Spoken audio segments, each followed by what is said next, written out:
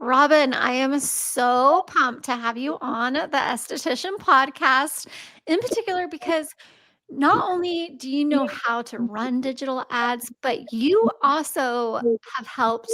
Your sister was an esthetician, and so Yes, you have a background in running ads for aesthetics, right? yes, absolutely. Thank you so much for having me. I am so excited to be here as I know how important this work is, and I love helping specifically women help women. That's like a passion of mine. So, really, really excited to dig in. Yes, I know. I'm passionate about that too. So, okay, so before we dive in, I want to know what is the biggest misconception that you feel estheticians have about running ads or like anybody in general running ads? What's their biggest misconception that's like keeping them stuck? I think the biggest misconception is that people think that you need a big budget. And that's just not the case. You can make a huge impact in your business with a small budget. And when I mean small budget, I mean like $5 a day. It doesn't take a whole lot in order to help you reach more people. And so I always put it into terms like this for people who just really don't know what they don't know when it comes to running meta ads. And I'm meta certified. So just Facebook and Instagram is where I focus. So on Meta, particularly, it's not the same for all platforms, but on Meta, you can spend as little as like $2 to $3 a day on an ad, and that can reach, you know, 500 to 1,000 people. And so when you take that into consideration, with a small budget, you can get your business in front of thousands of people. And it can really make a difference, especially if you're getting like 2 or 3 people who are interested per day. That equals up to quite a lot by the end of the month, if you're converting the people who are interested. So I always say start small. You'll figure out what works small. And if it doesn't work small, it usually won't work with a larger budget. So spending more money doesn't equal more success. Okay, yeah, because I you get on these Facebook groups and they're like, you can't spend anything less than this, or you can't spend anything more than this. So I love that misconception. And I guess my question is, and I feel like what a lot of people have a question about is like, what do you need to put in an ad to like make it work? Do you know what I mean? Is it so if it doesn't matter about the money, what does the ad have to have like a goal or something specific? Yeah. Yeah. So oh my God, this is such a good question. And there's a bit of running ads that is kind of a science, and part of it that is an art. And it's that combination of the science and the art together that helps the ad be effective. And so, a few things. I've heard people say, oh, I boost ads all the time. I run ads, I boost ads all the time. They don't work. When you're boosting a post, that only allows you to have a ad that is the engagement objective. So Meta has a list of objectives, which is the goal that you want for your ad. Boost is automatically defaulted to engagement. And of course, they don't say that because you're looking on the app or you're on your device or something like that. It doesn't go into the full scope of the power that you have when you actually run ads from the ads manager. And so I always tell my small business owners, you've got to get in the ads manager and choose an objective that aligns with your goals. That's not always engagement. Sometimes you do want people to comment, but the ads algorithm will bring you what you ask for. So if you're looking for comments, it's going to show your ad to people who are most likely to be like, this is great, or like to Yeah. comment. Um, Not necessarily someone that is going to book a call or give you their contact information for you to reach out to them, right? So you get these other objectives in the ads manager. So you want to make sure that you're choosing what you actually want. If your goal is to have someone book a call with you or to have a messenger conversation, those are all options in the ads manager that you don't see when you boost a post. So that's the technical side. Now, the bit of the art side, as far as what you say, there are like three components that I'll say are the most important. You have your creative, right? So it's about what you're saying. When we say creative, we mean like the image or the video. It's about if a person were to see that image or video with the sound off and without reading any of the words around it, would it catch their attention? That's your main focus with the creative is, are you showing something that is going to catch the attention of the person who would be the best fit for your product or service?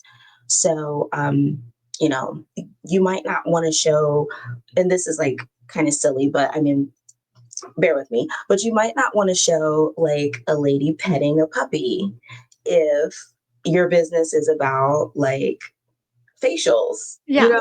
So it's all about like your imagery and what you're seeing in the creative.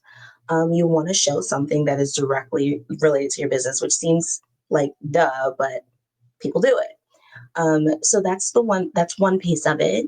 Then you have like your headline and like your hook and your headline. Those two pieces, the image, that hook, and the headline, are the first things that people see within the first 3 seconds of them coming across your ad. So, is it grabbing them immediately? And is it conveying the message that you want them to get immediately within the first 3 seconds?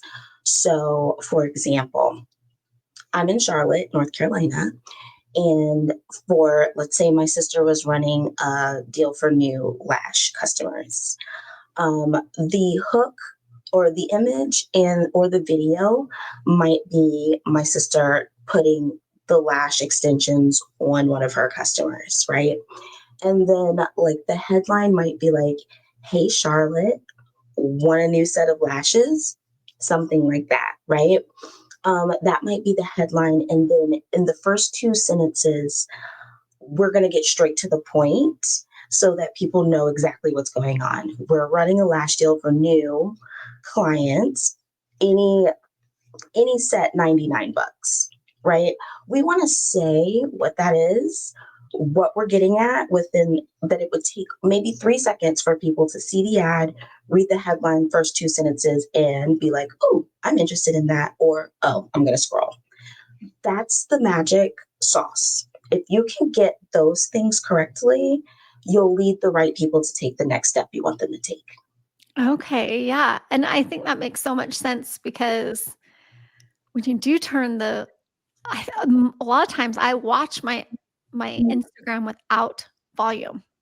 Mhm. Most So, I see why you're like, "Turn off the volume," and, like, what is your image actually saying if you turn off your Yeah, volume? so Meta actually published some data, and that's one of the data points that Meta made a point to share is that, you know, half of the people scrolling social media are doing so with the volume off. So make sure your creative says 1,000 words without anyone needing to hear anything. And if you are speaking, make sure you have captions so they can read what you're saying. Yes. Have you noticed is there a difference between, um, what gets better results, like a video or a word post? Yeah, that's an amazing question. And were this maybe 2021, I would say video 100%. But there's been an update in the ads algorithm that Meta uses. Um, there's this Andromeda update, which is a new algorithm that Meta's rolled out since last year.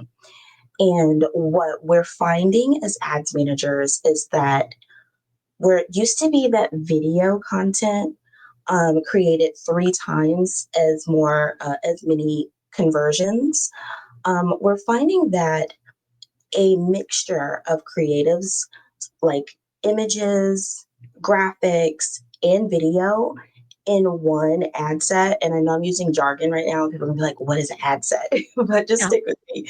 Using a mixture actually is the best for you because different people respond to different things. And so you kind of need both now because there is going to be a portion of the population that sees an image and it's like, oh, this is great. And there's going to be a portion that sees the video and they're going to be drawn to that. So you just kind of want to make a mixture of different things so you can grab the people that are interested in whatever it is that they're interested in. So mix your media up. That's the best that you can do in order to like just bring you the most results. Mix it up. Don't just stick to one. Okay, so, like, should we be running almost like 2 ads at the same time, like 1 video and 1 wording? Yes, like an image with just text. Yes, you should. And it's important to note that it doesn't mean that you have to spend double the money in order to do that. So when you get in the ads manager, you'll see that there's a way for you to set your ad up so that you have one budget and you say, I'm not spending any more than this per day. And I want you to test these 3 to 5 different ads. And I want you to find which 3 to 5 do the best for the audience I'm targeting. And also, you can have like 5 different versions of words, which we call copy. You can have up to 5 different versions of words as well. And when you run that ad, what Meta will do is Meta will take all of the ad creatives, whether it might be 3 images and 2 videos. It'll take all of the ad creatives and it'll take all of the versions of copy and it'll start to rotate through all of them and find the combination of creative and copy that works the best for the audience. When the algorithm finds that, it spends the most of your budget on whatever one is bringing you the most of the objective you've optimized for. So let's say you've asked for leads, you want people to fill out a lead form and give you their contact information. It's going to start testing all of those different combinations together. And whichever combination starts to get the most leads, it'll direct most of the budget to that. Okay.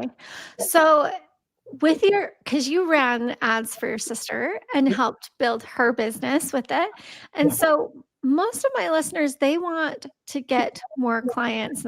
What kind of ads should they be running then? Should they be running ads for, like, interaction like you were saying, or, like, just straight up direct book call, "Now, here's the special." You know what I'm saying? Yeah. No, that's a great question. So this is a personal service. And so people want to be able to trust who it is that they're going to, right? They want to see reviews, they do their research because you know, you're very close. And so, what works really, really well for this business because it's such a personal service is running an ad that first reaches as many people as possible. So that might be a video view ad or an awareness ad to just reach as many people as possible. And since it's like a local business, then I would do within a certain range of a zip code, right? And then the next thing that you want to do is retarget the people who engaged with that ad. So this is a little bit more advanced, but if you're running an ad for video views and you have like a longer video that's teaching people like what to do with their skincare, or if you have aging skin, here's what I recommend, right? And you're going through those details. If you run a campaign that is a video view focused campaign for just people that are within like maybe 20 miles of your location, you'll be able to see in the ads manager how many people stop the scroll, how many people watch 25%, how many people watch 50% of that video, how many people got to 75, how many people watch the whole thing. And then what's best is to retarget the people who watch the majority of the video, right? Because you're able to measure who's interested. Those people have now seen your face, they've now seen your brand or your logo, and now they become warm and you know that they're interested. Then you'll want to retarget those who stayed for, the majority of the video with a hey, send us a message, either Messenger. I love Messenger ads or, just a lead form like, book a call or give us your contact information and we'll reach out. So that's what we call a 2 step in marketing. And Yeah. that warms people up instead of just saying, hey, book these services. They're probably not ready yet. So warm folks up first and then retarget with a second ad. Yeah, that makes sense because you hear all the time, like, people need to see you, like, 7 times, Exactly and right. so the goal is really to keep retargeting when Yes, you're running ads, that's correct. That's the goal. and And that's what people are probably missing. that's the piece that people are missing. And it's like a very simple concept, but I mean, gosh, everybody makes this same mistake is that you go about creating content like your organic content, and then you might have an ad that's running, and you have all these people who are seeing your content one time, and you have no way to get in front of them again unless you're retargeting them or unless you're getting their email address on that. Like, let's say you're running one ad and that's just a lead, you want them to like get a free guide or something like that, and you're getting their email address so that you can get back in front of them. But those different touch points are impossible for you to get unless you have a way to get back in front of them. So if it's retargeting with an ad or following back up with them via email, you've got to create the atmosphere where you can have multiple touch points with the same person. Okay, yeah, that makes sense. So the goal is, guys, not just to keep running a new ad all the time, but do That's right. retarget. Retarget, so that you kind of build this relationship. And then the magic that happens is that once people see you multiple times and over, and they see, 4 or 5 different ads from you, they're like, oh, I know you. When they get on the phone or they walk into your salon, they're like, I see you all over the place. They feel like they know you. So that's what you want to create. Yes. Okay. So going back to the very beginning, because one of the things I hear the most, is like, I don't know how much to spend. And Mhm. you're like, you don't need to spend that much. That's How right. do you respond to someone who's like, I don't know how much to spend? How do I do this? What's the best formula? Yeah. I would say start small. Start with what you have. Even if it wouldn't matter if it's like, I'd say like $5 a day. $5 a day is enough for you to create an ad that does like your video view. You could do a video view for $3 a day and then retarget for $2, right? That creates your two step, and that combined would be your $5 a day, and test with that. And I'd go with that formula. Do video views as the sort of top of your funnel, because the way you structure your ads is going to follow a funnel. You're gonna reach way more people than who are actually going to be interested and take the next step, right? So the top of the funnel is always the biggest. So you want to go big with your top of funnel. So you want to use like an awareness objective if it's an image, or video view if it's a video with the awareness objective. And then you want to retarget with something that's more focused on conversion, that will ask someone to take a step, like click to send you a message or to fill out a form. Those are the lead objectives. So I do awareness if it's an image, video views if it's a video, for the top of your ad funnel. Yeah. And then for the next step, I would do a lead, because that, at least before you ask people to actually book, that at least asks them for contact information so that you can follow up and have a conversation.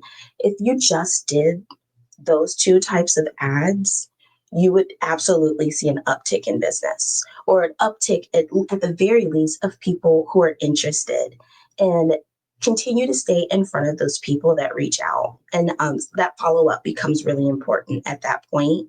So your follow up does need to be good. Yes. Because then I also hear people that are like, well, I don't know what to say when somebody messages. Yeah. What do you say? Well, it depends on what you're offering, right? So let's say you're offering a free consultation. and someone reaches out, right? So you've got your video that you're introducing yourself, you're talking all about who you are, what you do, and how you can help them.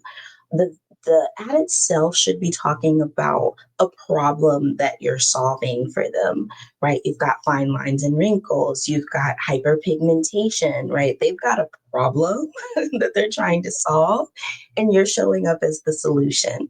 And so, when you retarget them or when they reach out to you from your retargeting from one of your ads in there, they usually have a question for you. Like, they start the conversation with a question. If not, there is a way for you to have them answer a few questions in their lead form. So you can optimize for them to like enter some details about themselves, like what are you struggling with the most? How long have you been struggling with this? What's the best, date and time to reach you or something like that. Any Yeah. questions you want to start the conversation off with, you can have them answer those questions and then like start a messenger conversation. And when you first start talking to them, you want to be conversational. You want to talk to people like you normally talk to people. Like, tell me a little bit about what you're experiencing and let them just tell you their problems. If you just leave it open ended when you first start that conversation, like tell me what you have going on, they'll tell you all the things that they want you to fix for them. And then you can, from that point, say, okay, so here's what I'm hearing. So you've got hyperpigmentation, you've got some fine lines and wrinkles. Let me show you, or let me talk to you a little bit more about what we do here and what I can offer to help with that. And then go into your services and give all the details. And at the end of that conversation, you can say, how does that sound? Would you like to come in or can I get you on the schedule? If they have Yeah. more questions, they'll ask them then. If they're sold, they'll say, you know what? Yeah, give them your calendar link, and that's it. That's it's as simple as that. But it's really step by step. That's how Yeah. you just like a regular conversation. Yeah. I hear so often that like um you'll never get a client that will book until they have that conversation with you in that messenger, and so it's like, just create that conversation, Yeah, and keep it going.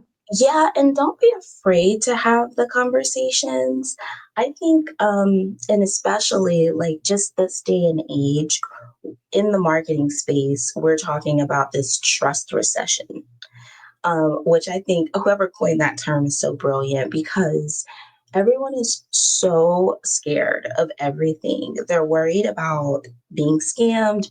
They're worried about, are they going to get the value that they're expecting? And they also want to have a personal connection with someone who's going to like be touching their face or Yeah. touching their body or their skin. They want to connect, even if it's just a little bit. So just them opening that conversation, just them starting the convo, they've already taken a step to show that they're interested. And it's just your job to answer all the questions that they have in order to get them the rest of the way over the line. That's pretty much it. And I know it can be when you're first getting started, it can be like, a little scary. But if you become unattached to the outcome and focus on why you started your business, which was so that you can serve. If you approach with a servant's heart, and if they are ready, they're ready. If they're not ready, you can say, well, here's how we can stay connected. If you have any questions or you decide you want to come in, like just message me, send me a DM. I'll be happy to help. Leave it Yeah. there. High pressure sales is so like 2021, like not into No, it. thank you. Yeah. I love that. Well, so what happens how do you know if, like so you run these ads, how do you know if it is broken or not working? So that's, oh my God, that's such a good question. Yeah, because I feel like some people might even Well, I do hear people are like, "Well, I hired someone or whatever, and it's not working." How do they know that it's actually not working? Or yeah, give us the goods. Most people don't know what they don't know when it comes to ads. And that's a really dangerous game to play because when you hire someone, um, unless they're teaching you alongside them, like what they're doing for you, which I do that. I teach my clients, and a lot of my clients, they want to know. I don't expect for my clients to stay clients with me until, for 20 years, right? I teach small business owners how to run their own ads so you don't have to pay somebody else. So if you're hiring someone, find out what they'll be doing to help you learn alongside them so that you know the metrics to look for.